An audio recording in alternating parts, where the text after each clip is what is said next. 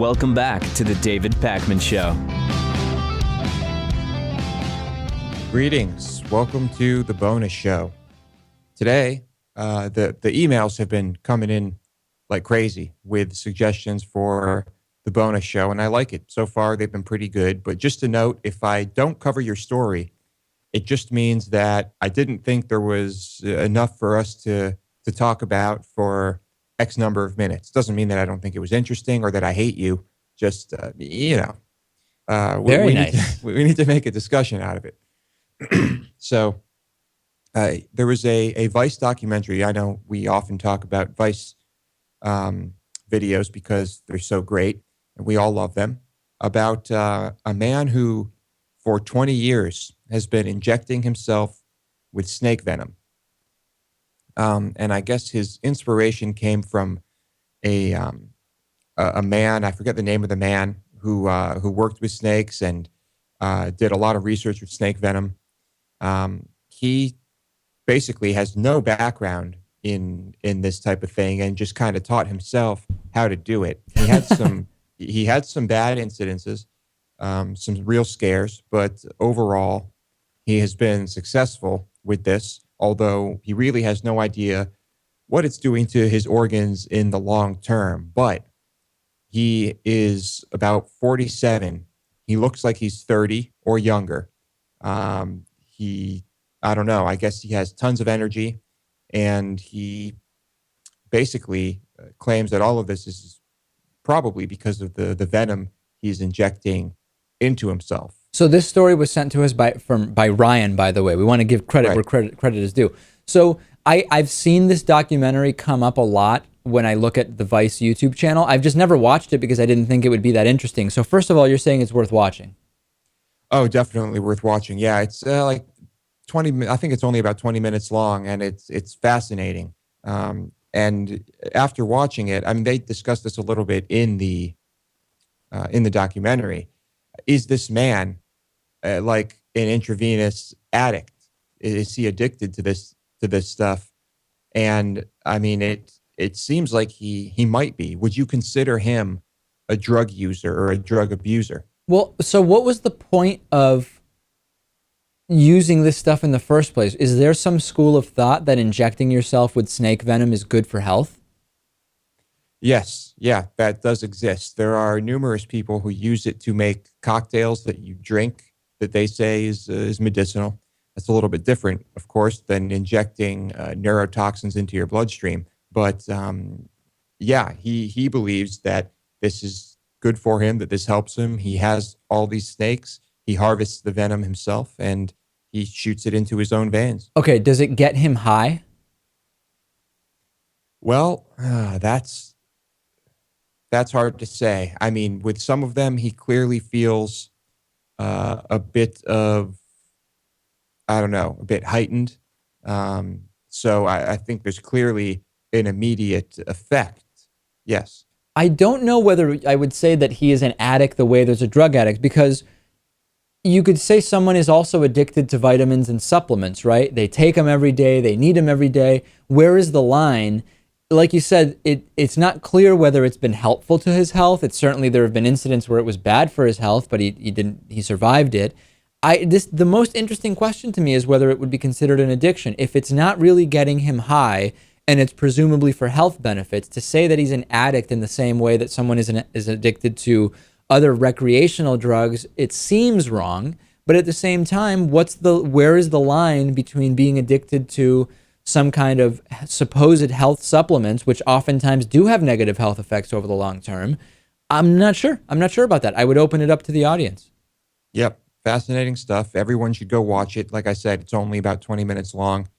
Definitely worth a watch, and very interesting. I mean, perhaps this guy just has great genetics, but he looks incredibly youthful for his age, and it may have something to do with the venom.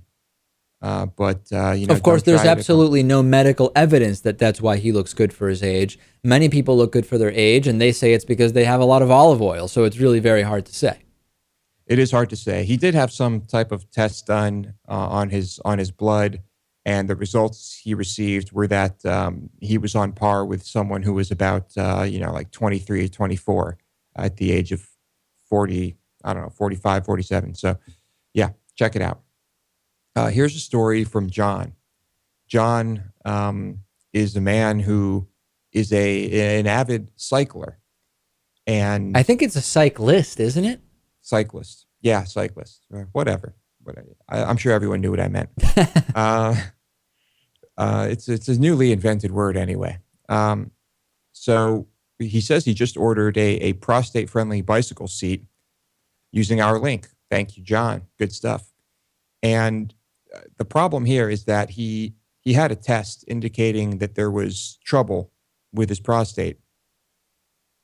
And there was basically, this is the type of thing that can happen pretty often where due to rigorous activity, including cycling, you may start having a few issues. You may have a problem, and your test results may indicate that you have a serious issue, cancer, or something just as serious. So there's kind of two issues here, right, Lewis? I mean, one of them is whether certain activities are actually bad for the prostate, and then the other is whether certain activities are bad in terms of the results they'll give on tests, but not actually bad for your health.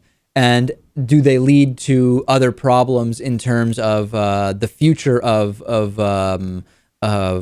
testing and maybe getting treatment you don't need, for example?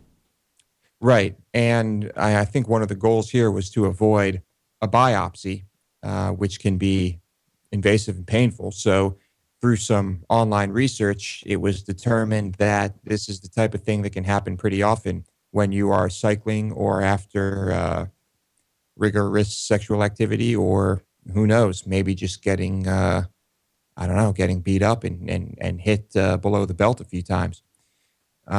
So yeah, if you are a cyclist, you can actually order special seats that help to reduce the inflammation, swelling, and damage. And I don't know, it's just kind of like a little warning here to people who may be experiencing this type of thing. David, are you having some trouble there?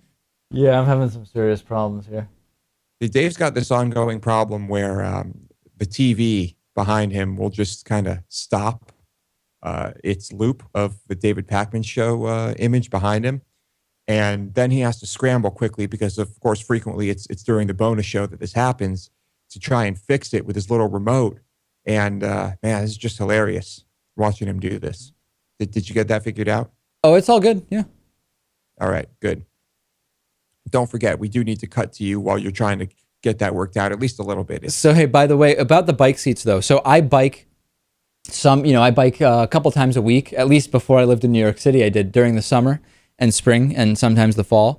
And I used to have kind of like a more padded seat, and it really actually wasn't that comfortable. So I went to the bike shop and they said, the seats that don't look as comfortable actually are better long term.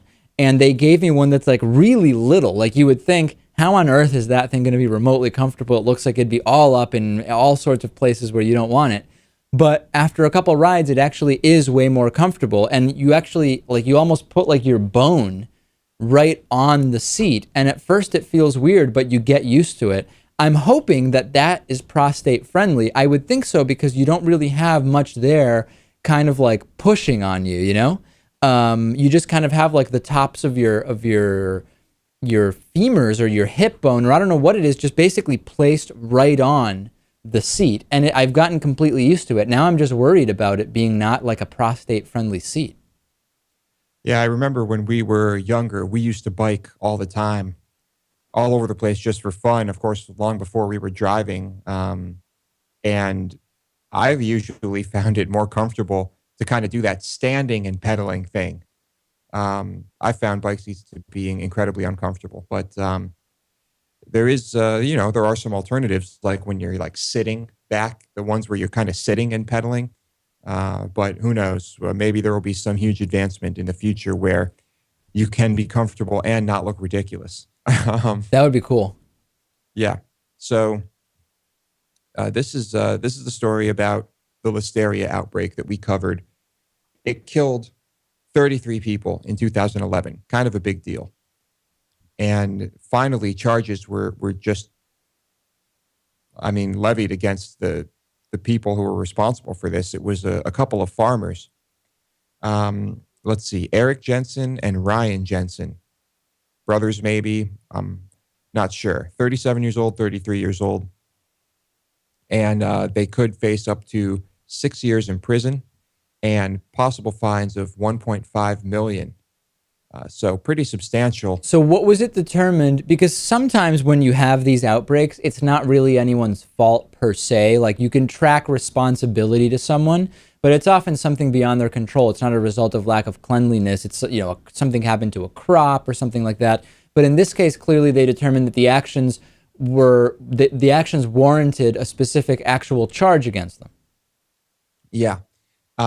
So here it's I guess basically this whole thing happened due to a lack of cleanliness. And if the contamination was intentional, there would be felony charges. So that's not what's happening right now. They do not believe it to be intentional. But they pretty quickly linked the outbreak to this farm. It's pretty amazing that it took this long to get these people, to charge them. But there were pools of water on the floor, old, hard to clean packing equipment, and there were listeria samples on the equipment and the fruit when they went to investigate here. The FDA said Jensen Farms had recently purchased used equipment that was corroded and hard to clean.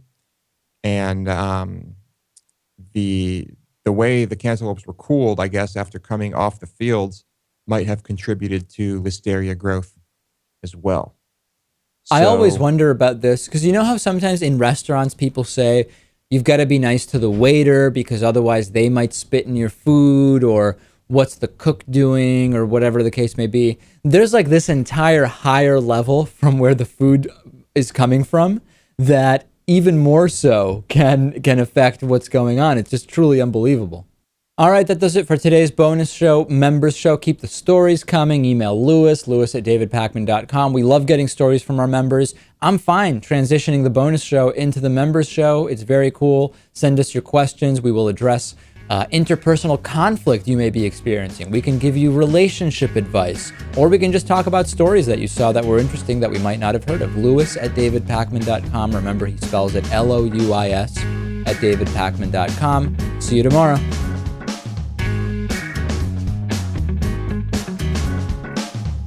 The David Pakman Show at davidpakman.com.